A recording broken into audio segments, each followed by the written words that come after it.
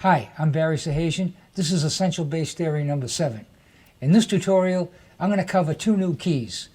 Way back in Essential Bass Theory 1 and 2, I started out with all the terminology and I explained the key of C and the structure of it. Also, the key of F with one flat and the key of G with one sharp.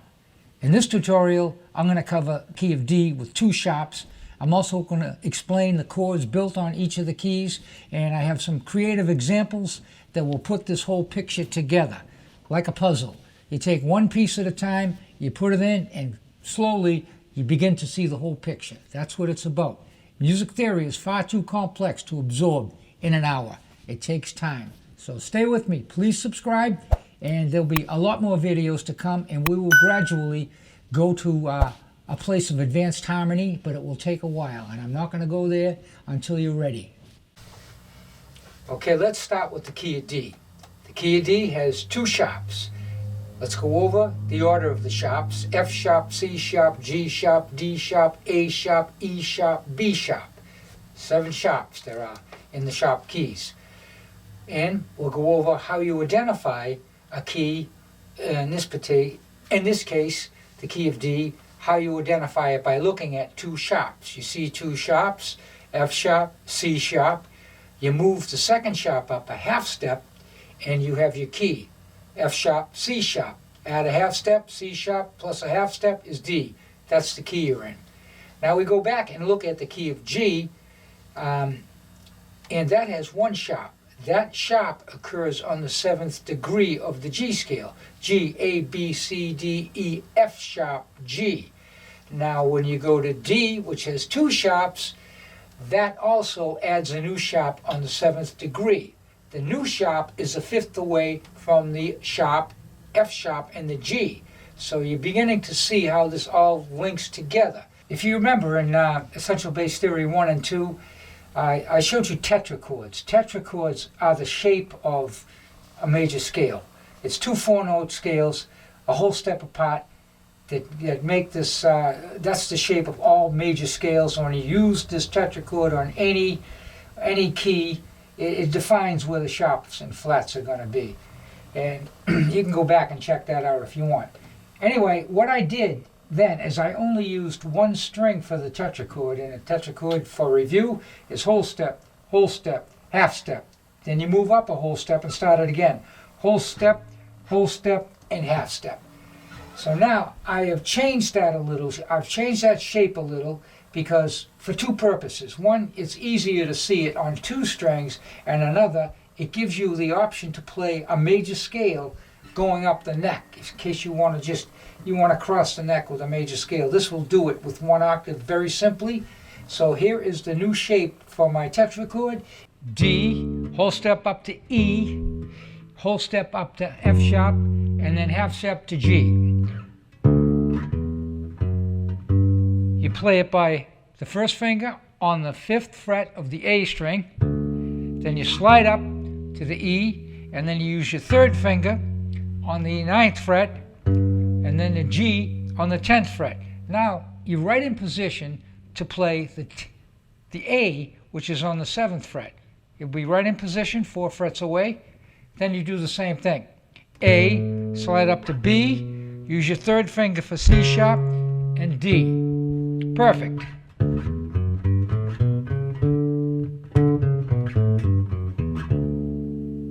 Next, I'm going to show you how to use this newly gained knowledge to improve your bass playing. First, we have to review a little bit. You can build a chord on every degree of the scale, which there are 7.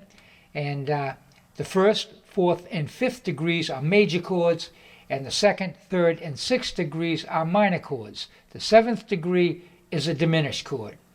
And now, this time, we're going to use these chords, and I'm going to show you some licks to play using the same shapes you've learned so far in this course, and we'll go use the new tetrachord shape to go up the neck. This will work out much better because it's a shorter distance. You're not going the whole octave up the neck and playing each triad going up there, which works well, and it's a good reference point.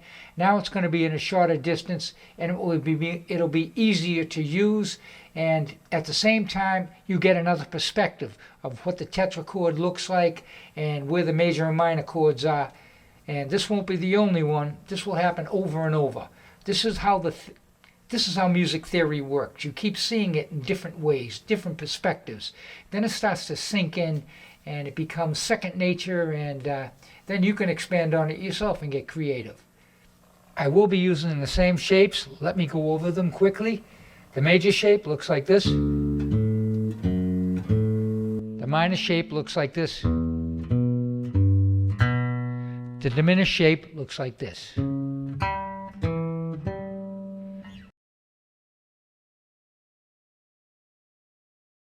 D major, E minor, F sharp minor, G major, A major, B minor, C sharp diminished, D major, C sharp diminished, B minor, A major, G major, F sharp, B minor, D major. I'd like to add 3 more lines to play to give you some variations to use in practice on the tetrachord, going up each degree of the major scale in D. The first one is going to be playing root, root third, root fifth, root, root third, root fifth, and you'll use the major shape with that, of course. And then the same thing on the minor shape, root, root third, root fifth, root, root third, root fifth. Now I'm going to play it in time for you, and I'm just going to play from 1 to 2, back and forth. Now that could very well be a progression you'd find in a pop song or even a jazz song or others. So what you can do, though, is you can go all the way up the scale, each degree. But I'm not going to illustrate that now. It takes too much time, and I've already done that with the quarter notes. And once you learn this rhythm, you can do that as well to extend your practice. But for now, and maybe for a beginner, to play one of these shapes with the rhythm will be as much as they can handle at this point, but maybe not for an intermediate player. So here we go. 1, 2, 3, 4.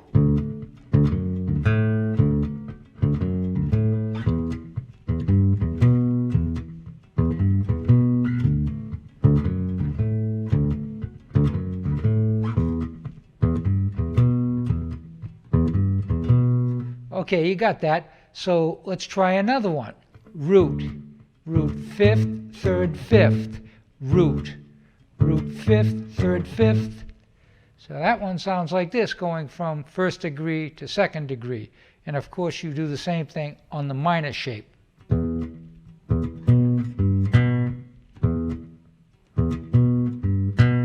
Let's play it in time. 1, 2, 3, 4.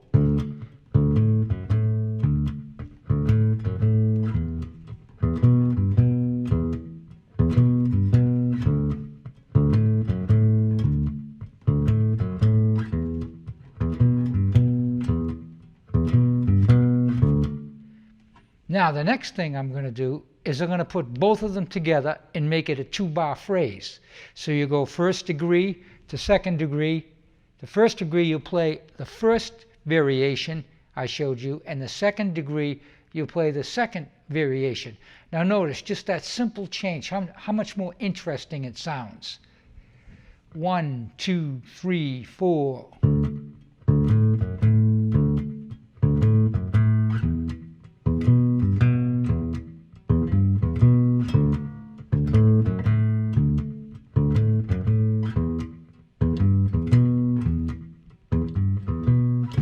Switch them around.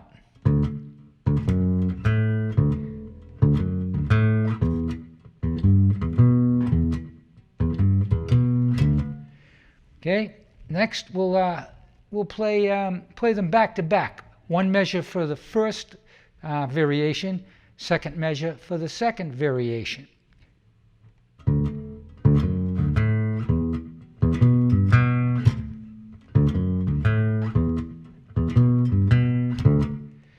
You can go on with this, and each time you make a little variation, it's pleasing to the ear. And, you know, it really doesn't go away from the main theme. The main theme is dun, da, da, da, da, dun, da, da, da, da. We're only switching the melodic part of it. And at the same time, we're still honoring root and fifth, because you see, the root and fifth still fall on the strong beats.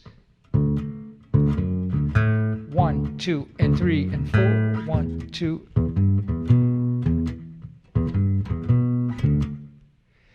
So that's about it for this tutorial. And once again, if you liked it, there's much more to come, and I ask that you might subscribe, like, comment, tell me what you think.